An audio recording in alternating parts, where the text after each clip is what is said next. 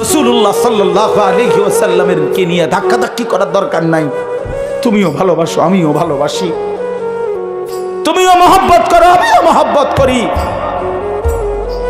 রাসূলুল্লাহ সাল্লাল্লাহু আলাইহি ওয়াসাল্লামকে ভালোবাসো। নবী সাল্লাল্লাহু আলাইহি সাল্লামের এক এক ফোঁটা চোখের পানির কদর করো ভাই। আল্লাহর নবী বলবেন, উম্মত 23টা বছর আমি কেঁদেছি। আমি নিজের পিঠ দেখাবে, আমরা কিতাবে পড়ছি, উর্দু কিতাবে আল্লাহর নবী বহু উম্মতকে নিজের পিঠ ছড়াইয়া দেখাবে, আমার উম্মত আমার পিঠটা দেখো। তায়েফের পাথরের আঘাতে আমার পিঠটা চালনির মতো ছিদ্র ছিদ্র হয়ে গেছে। আমি এই পরিমাণ পাথরের আঘাত সইলাম, আমি রক্তে দেহ ভাসায় ফেললাম, ক্ষুধার কষ্টে পেটে 2টা পাথর বাঁধলাম, উহুদের দান দান শহীদ করা রক্তে আমি বেহুশ হয়ে উহুদের ময়দানে পড়েছিলাম। আমার ঘরে 3 মাস চুলায় আগুন জ্বলে নাই, 3 মাস নবীর ঘরের চুলায় আগুন জ্বলে নাই।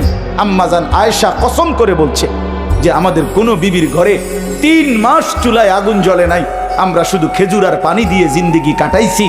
তো নবী বলবে, হাদিস কোরআন তাফসিরে আছে বন্ধু, আল্লাহ তাআলা বলছে বন্ধু, নবীকে আল্লাহ বলছে, কোরআন শরীফে আছে সূরা নিসার মধ্যে আল্লাহ বলছে, বন্ধু আপনার সামনে আমি আপনার উম্মতের আমলনামা দেখাবো, আপনার সামনে খুলমু, আপনারে দেখাবো আপনার উম্মতের আমলনামা।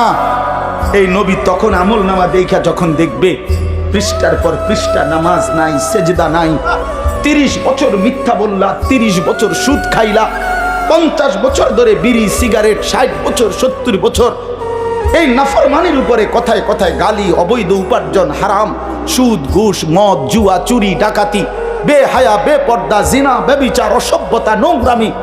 আল্লাহর কসম নবী বলবে, উম্মত এটা কি দেখাইলি, উম্মত আমার এটা কি দেখাইলি? কার জন্য কাঁদলাম আমি কার জন্য পাথরের আঘাত সইলাম? আমি পেটে পাথর বাঁধলাম কেন তাইলে? এ কি আমলনামা? নামাজ কই, ফজর কই? 365 দিন তো পৃষ্ঠা উল্টাইলাম উম্মত, একটা সেজদা নাই, কোনো দিন ফজরের নামাজ নাই। আমি এই আমলনামা নিয়ে সুপারিশের জন্য মালিকের সামনে কেমনে দাঁড়াবো? নবী বলবে, উম্মত তুই আমার এত বড় মাথাটা কেমনে ছোট করে দিলি?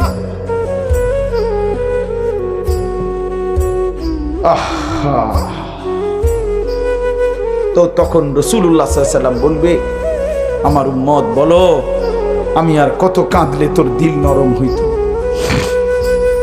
আমি আর কত রক্ত ঝরাইলে